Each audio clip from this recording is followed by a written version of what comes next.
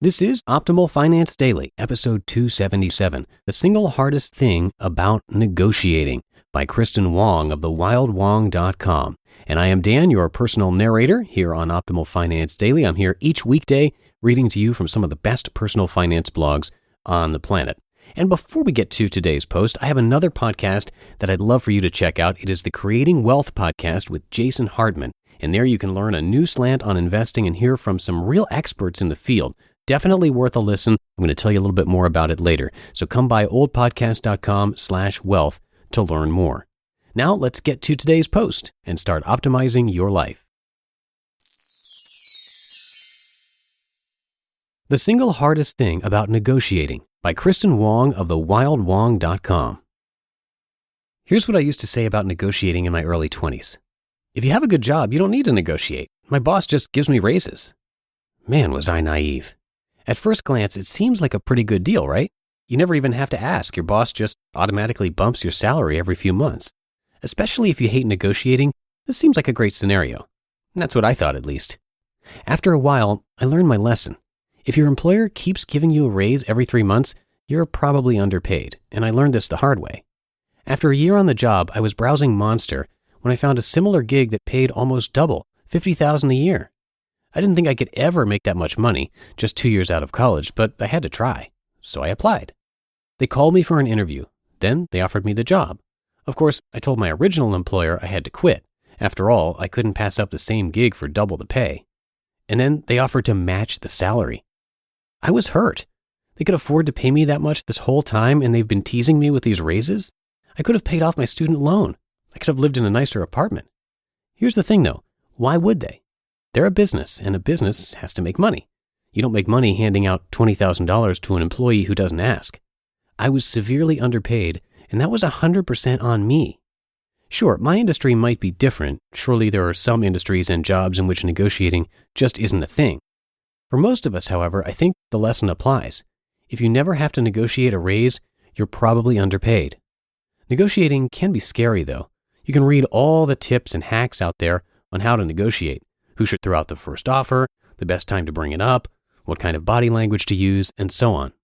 The advice is solid, but for shy, introverted, agreeable people like me, the single hardest thing about negotiating is just getting up the nerve to do it. I've been better at negotiating in recent years, but it's still not easy for me. There are, however, a few things I keep in mind to help me get over the fear.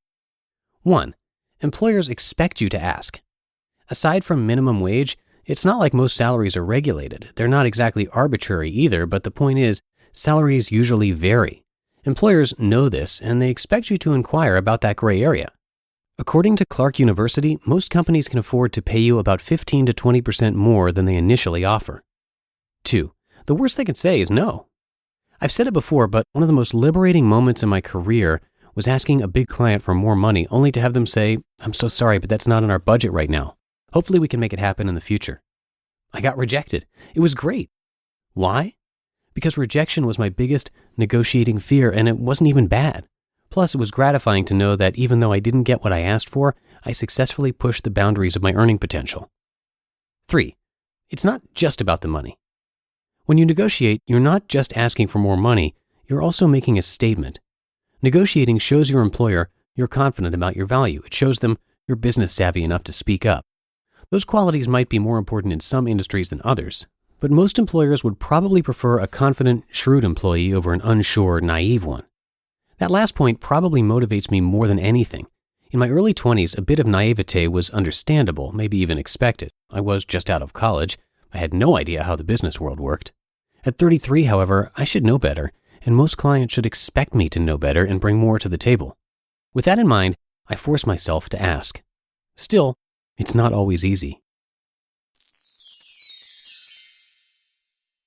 You just listened to the post titled The Single Hardest Thing About Negotiating by Kristin Wong of the wildwong.com. A little bit of a shorter post, but that's okay because yesterday's was a bit longer and it all evens out. And once again, if you like this show, what we're doing here, come check out and subscribe to the Creating Wealth podcast with Jason Hartman. As an optimal listener, one episode we definitely recommend is episode 640. Yes, he has done a lot of episodes. And that episode, 640, features Dan Millman, who wrote a popular book called Way of the Peaceful Warrior, a book that changes lives. And Justin wanted me to mention this one specifically because it was one that he had to read in college and really enjoyed. Jason Hardman has the author on the show, and we recommend checking that one out. They talk about the 4 purposes of life, and that includes the difference between your career and calling, as well as discovering your life's path and more. So check out that episode, 640, and of course subscribe to the podcast for a lot more content like that. Jason has over 20 years of financial experience and has a lot of wisdom to share along with some amazing guests.